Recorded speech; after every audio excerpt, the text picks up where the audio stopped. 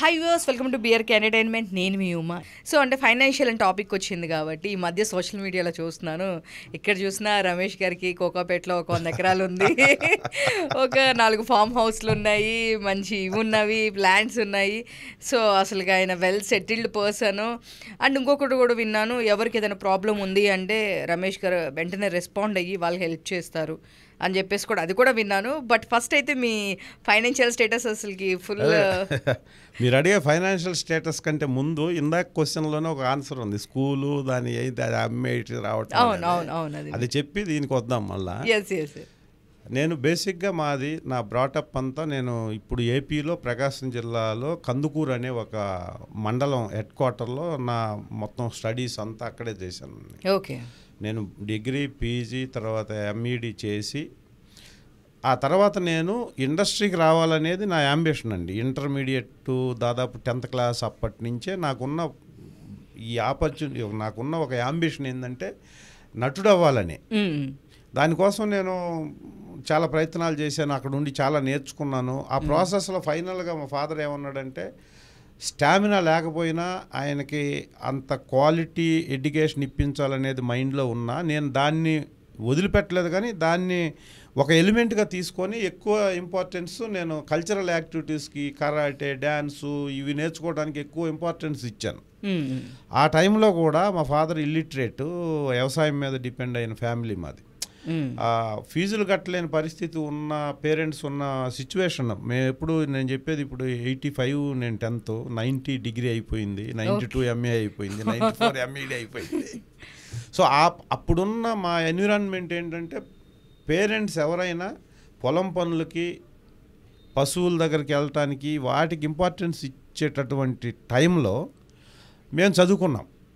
అంటే యాక్చువల్గా నేను స్కూల్కి వెళ్ళనంటే ఆనందపడేవాళ్ళు పేరెంట్స్ అప్పట్లో, ఎందుకంటే స్కూల్కి వెళ్ళకపోతే పొలం వస్తారని. మా చుట్టూ మా సరౌండింగ్స్ అంతా అలాగే ఉండేది. అలాంటి టైంలో చదువు రాకపోయినా డిగ్రీ వరకు మా ఊర్లో చదివి అంతా ఎలిమెంట్ మొత్తం కంప్లీట్గా గవర్నమెంటే.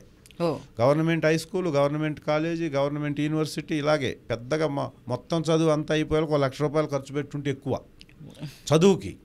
అలాంటి టైంలో నేను చదువుని నెగ్లెక్ట్ చేయలేదు, కానీ వేరే వేరే యాక్టివిటీస్ చేస్తున్నా కూడా ఆయన ఏ రోజు నన్ను అడ్డం చెప్పకుండా నాకు ఈ థాట్ని డెవలప్ చేసుకోవడానికి అవకాశం కల్పించిన మా ఫాదరే నాకు ఫస్ట్ ఇంప్రెసివ్ పర్సన్.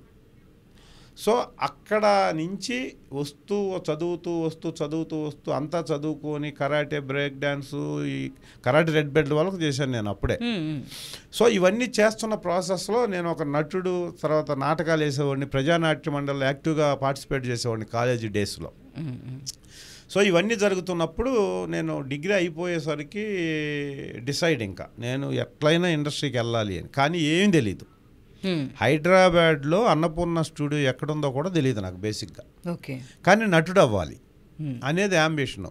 దాంతో మా ఫాదర్ ఏమన్నాడంటే, లేదు ఇంత చదువుకొని ఇంత చేసిన తర్వాత, అప్పుడేంటంటే సినిమా ఇండస్ట్రీకి పోతే పిల్లనివ్వరు, పెళ్ళిళ్ళు అవ్వవు, ఇది ఎక్కువ ఉండేది, ఇప్పటికే ఉంది ఆవేశం. సో అప్పుడు ఆయన ఇంకా హైదరాబాద్లో వచ్చి నేను ఉండాలంటే డబ్బులు కావాలి. సో అప్పుడు వచ్చిన ఆలోచనతో నేను డిగ్రీ అయిపోగానే ఆంధ్ర యూనివర్సిటీకి ఎంఏకి వెళ్ళే ముందే నేను స్కూల్ స్టార్ట్ చేశాను వేరే ఫ్రెండ్తో. ఆ స్కూల్ స్టార్ట్ చేసి ఆ స్కూల్ని రన్ చేస్తూ, అది దాదాపు మెగా సక్సెస్. ఆ కృష్ణ చైతన్య రెసిడెన్షియల్ స్కూల్ అని నేను స్టార్ట్ చేసే నేను పీజీ చేశా. సో అది దగ్గరకు ఒక 7 years రన్ చేశాను. మంచి 280-300 మంది స్ట్రెంత్ ఆ రోజుల్లో రెసిడెన్షియల్ స్కూల్ స్టార్ట్ చేసి ఇక 7 years రన్ చేసిన తర్వాత ఇంక నాకు ఫైనాన్షియల్ పొటెన్షియాలిటీ వచ్చింది, మనకు స్టామినా ఉంది, మనం హైదరాబాద్లో వెళ్ళి మనం ఆర్టిస్ట్గా ట్రై చేయొచ్చు. ఏజ్ పెరిగిపోతుంది, ఇంకా ఈ మధ్యలో నాకు మ్యారేజ్ అవ్వటం, ఓ పాప, ఇవన్నీ అయిపోయినాయి. అప్పుడు మీరు అన్నట్టుగా ఆ స్కూల్ని ఏం చేయాలంటే అప్పుడు ఇంకా తీసేయాలి అని చెప్పి నా దగ్గర పనిచేసే స్టాఫ్కి ఒక కాస్ట్ ఆఫ్ అమౌంట్కి ఇచ్చేసి, అప్పుడు నేను 95 మిడిల్లో హైదరాబాద్ వచ్చా. దేనికి? నటించాలనే ఉద్దేశంతో. ఇక్కడికి వచ్చి అన్నపూర్ణ స్టూడియో ఎక్కడ ఉందో ఎత్తుక్కున్నాను నేను. సో అలాగా ఇండస్ట్రీకి రావడం కోసం సక్సెస్ఫుల్గా రన్ చేస్తూ ఒక Krishna Chaitanya residential school correspondent cum ప్రిన్సిపాల్గా ఉన్న గౌరవాన్ని వదిలేసి టాప్ మోస్ట్ రెస్పెక్ట్ ఉండేది సొసైటీలో నాకు అప్పుడు. అవును కదా సార్. ఎందుకంటే కరస్పాండెంట్ కమ్ నేను మళ్ళీ ఎకనామిక్స్ లెక్చరర్గా పనిచేసేవాడిని నేను చదివిన కాలేజీలో. సో అది ఇక అంత రెస్పెక్ట్ ఉన్నా కూడా దాన్ని ఓవర్కమ్ చేసి ఇటు రావడానికి కారణం ఏంటంటే నాకు తనువులో ఉన్న అణువు నటుడే అన్న ఫీలింగ్ నాకు. సో అలా దాన్ని తీసేసి హైదరాబాద్ వచ్చి, ఇక హైదరాబాద్ వచ్చిన తర్వాత ఈ కష్టాలు ఏంటి, ఎలా ఇండస్ట్రీకి వచ్చాం, ఎలా నటుడయ్యాను అనేది చాలా ఇండస్ట్రీలు చాలా దీంట్లో చెప్పేశాం. కాబట్టి అలా హైదరాబాద్ రావటం జరిగింది. తర్వాత ఇప్పుడు మీరు అడిగింది ఏదో ఫైనాన్షియల్గా, అవును, ఫామ్ హౌస్లు, కోకాపేట్లో ల్యాండ్స్, చాలా కుకట్పల్లి నెక్సెస్ మాల్ వెనకాల లేకపోయినా అనుకోవటం అనేది చాలా తక్కువ మందికి వస్తుంది. అది నాకు వచ్చింది ఎలాగో. ఏమో నేను సోషల్ మీడియా ఇదే జనరల్గా నేను సెర్చ్ చేస్తున్నప్పుడు నేను చూసాను అనమాట. ఒకళ్ళైతే నెక్సెస్ మాల్ వెనకాల ఒక 2-3 షాపింగ్ మాల్స్ ఉన్నాయి, ఆ బిల్డింగ్ అంతా రమేష్ గారిదే అని చెప్పేసి. నెక్సెస్ మాల్ వెనక చిన్న ఇల్లు ఉందండి నాది, నేను ఉండే ఇల్లు. ఓకే.